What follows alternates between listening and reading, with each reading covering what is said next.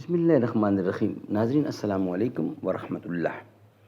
کتاب ہے سیرت النبی صلی اللہ علیہ وآلہ وسلم، وی لاگ نمبر ہے 412 اور ایپیسوڈ نمبر ہے 8 اور پیج ہے 449۔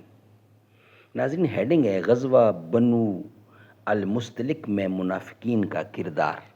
ناظرین مین چیپٹر جو ہے وہ ہے غزوہ بنی المستلق یا غزوہ مریسی 5 یا 6 سن ہجری، یہ مین ہیڈنگ ہے، اور اس کا سب ہیڈنگ ہے غزوہ بنو المستلق میں منافقین کا کردار۔ ناظرین ہم آپ کے سامنے رکھ رہے ہیں روزانہ کی بنیاد پر 1 یا 2 یا زیادہ۔ ناظرین اس کتاب کے رائٹر ہیں مولانا صفی الرحمان مبارک پوری رحمۃ اللہ علیہ۔ اس کتاب کا ٹائٹل ہے الرحیق المختوم، یعنی سیرت النبی صلی اللہ علیہ وآلہ وسلم پر دنیا بھر میں اول انعام یافتہ یہ کتاب ہے، جس سے ہم آپ کے سامنے واقعات پیش کرتے ہیں۔ ناظرین رابطہ عالم اسلامی مکہ مکرمہ کے زیر تمام منعقدہ سیرت نگاری کے عالمی مقابلہ میں اول آنے والی عربی کتاب کا اردو ترجمہ الرحیق المختوم۔ قال اللہ تعالی یسقون من رحیق مختوم، یہ لوگ سرے بمہر شراب پلائے جائیں گے۔ بسم اللہ الرحمن الرحیم وَإِن تُطِیعُوهُ تَهْتَدُوا، اور اگر اس کی فرما برداری کرو گے تو راہ پاؤ گے۔ سبحان اللہ سبحان اللہ۔ نحمدہ ونصلی علی رسولہ الکریم۔ بسم اللہ الرحمن الرحیم۔ مسجد تو بنا دی شب بھر میں ایمان کی حرارت والوں نے، من اپنا پرانا پاپی ہے برسوں سے نمازی بن نہ سکا۔ کیا خوب امیر فیصل کو سنوسی نے پیغام دیا، تو نام ان سب کا حجازی ہے پر دل کا حجازی بن نہ سکا۔ تر آنکھیں تو ہو جاتی ہیں پر کیا لذت اس رونے میں، جب خون جگر کی آمیزش سے یہ اشک پیازی بن نہ سکا۔ اقبال بڑا اپدیشک ہے، من باتوں میں موہ لیتا ہے، گفتار کا غازی تو بنا کردار کا غازی بن نہ سکا۔ ایپیسوڈ نمبر 8، وی لاگ نمبر 412، پیج نمبر 449۔ سیرت النبی صلی اللہ علیہ وآلہ وسلم، غزوہ بنو المستلق میں منافقین کا کردار۔ جب غزوہ بنی المستلق پیش آیا اور منافقین بھی اس میں شریک ہوئے تو انہوں نے ٹھیک وہی کیا جو اللہ تعالیٰ نے اس آیت میں فرمایا ہے، لو خرجوا فیکم ما زادوکم الا خبالا ولا اوضعوا خلالکم یبغونکم الفتنۃ۔ اگر وہ تمہارے اندر نکلتے تو تمہیں مزید فساد ہی سے دوچار کرتے اور فتنے کی تلاش میں تمہارے اندر تگ و دو کرتے۔ اگر وہ تمہارے اندر نکلتے تو تمہیں مزید فساد ہی سے دوچار کرتے اور فتنے کی تلاش میں تمہارے اندر تگ و دو کرتے۔ چنانچہ اس غزوے میں انہیں بڑھاس نکالنے کے 2 مواقع ہاتھ آئے، جس سے فائدہ اٹھا کر انہوں نے مسلمانوں کی صفوں میں خاصا اضطراب و انتشار مچایا اور نبی کریم صلی اللہ علیہ وسلم کے خلاف بدترین پراپوگنڈا کیا۔ اور ان دونوں مواقع کی کسی قدر تفصیلات یہ ہیں۔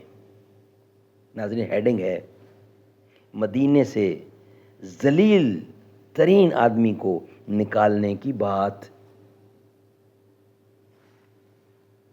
رسول اللہ صلی اللہ علیہ وسلم غزوہ بنی مستلق سے فارغ ہو کر ابھی چشمہ مریسی پر قیام فرما ہی تھے کہ کچھ لوگ پانی لینے گئے۔ ان ہی میں حضرت عمر بن خطاب رضی اللہ عنہ کا ایک مزدور بھی تھا جس کا نام جہجہ غفاری تھا۔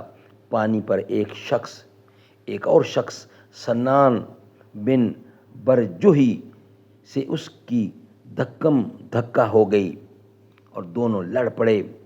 پھر جوہی نے پکارا، یا معاشر الانصار، انصار کے لوگوں مدد کو پہنچو، اور جہجارہ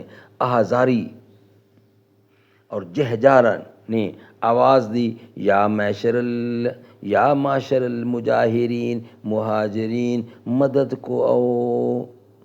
رسول اللہ صلی اللہ علیہ وسلم خبر پاتے ہی وہاں تشریف لے گئے اور فرمایا، میں تمہارے اندر موجود ہوں اور جاہلیت کی پکاری جا رہی ہے، اسے چھوڑ دو، یہ بدبودار ہے۔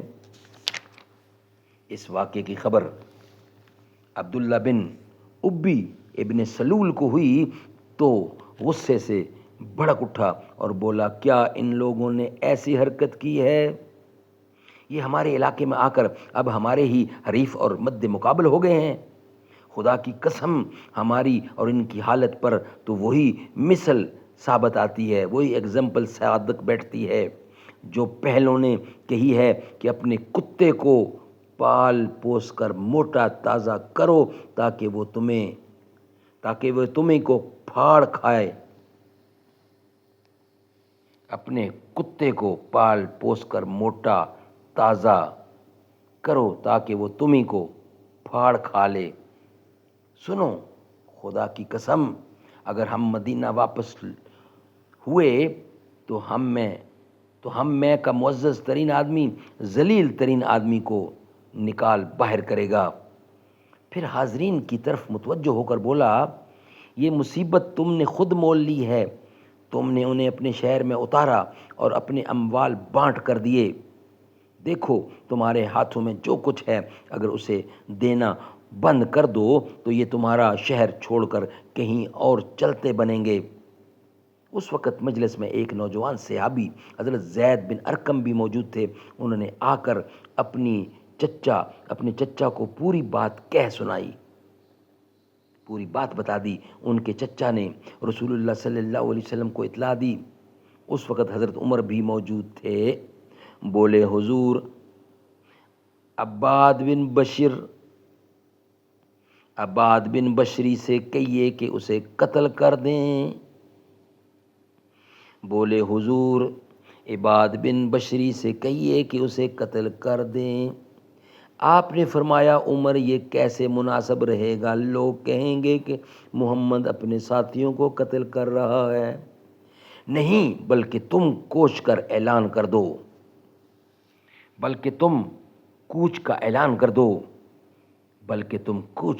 کر دو۔ یہ ایسا وقت تھا جس میں آپ کوچ نہیں فرمایا کرتے تھے۔ لوگ چل پڑے تو حضرت اسید بن حضیر رضی اللہ عنہ حاضر خدمت ہوئے اور سلام کر کے عرض کیا، کیا آج آپ نے بے وقت کوچ فرمایا ہے؟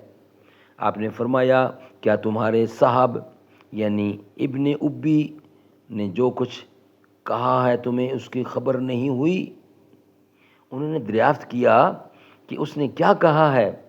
آپ نے فرمایا، اس کا خیال ہے کہ اگر وہ مدینہ واپس ہوا تو معزز ترین آدمی ذلیل ترین آدمی کو مدینہ سے نکال باہر کرے گا۔ انہوں نے کہا، یا رسول اللہ، آپ اگر چاہیں تو اسے مدینے میں نکال باہر کریں، خدا کی قسم وہ ذلیل ہے اور آپ باعزت ہیں۔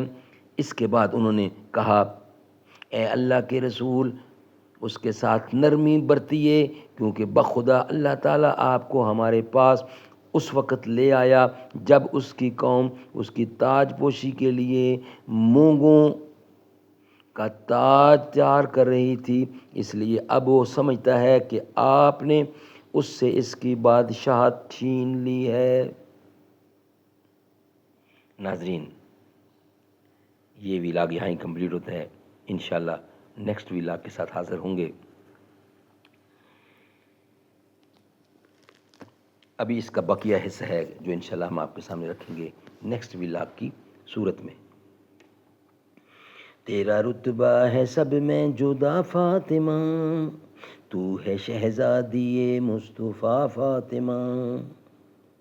وہ دھنی ہے مقدر کا رب کی قسم، آپ کے در کا جو ہے گدا فاطمہ. انتہا میری خوشیوں کی ہوگی نہ جب مجھ کو جنت میں بولیں گی جا فاطمہ. میں ہوں شبیر و شبر کے در کا غلام، فضل مولا سے اے سید فاطمہ. تیرے غیظ و غضب سے لرزتا رہا ہر منافق لیں دین کا فاطمہ. آ رہی ہے جھکا لو نگاہیں سبھی، مرحبا مرحبا مرحبا فاطمہ. مجھ کو تیری رضا کا جو سایہ ملے، دور ہو جائے سر سے بلا فاطمہ. میری ماں کو قیامت کے میدان میں آپ اپنی اڑانا رضا فاطمہ. میری مشکل میں شیر خدا آ گئے، المدد یا خدا جب کہا فاطمہ. تیری شان سعیدی کرے کیا بیان، تو کجا من کجا، تو کجا فاطمہ من کجا فاطمہ. تیرا رتبہ ہے سب میں جدا فاطمہ.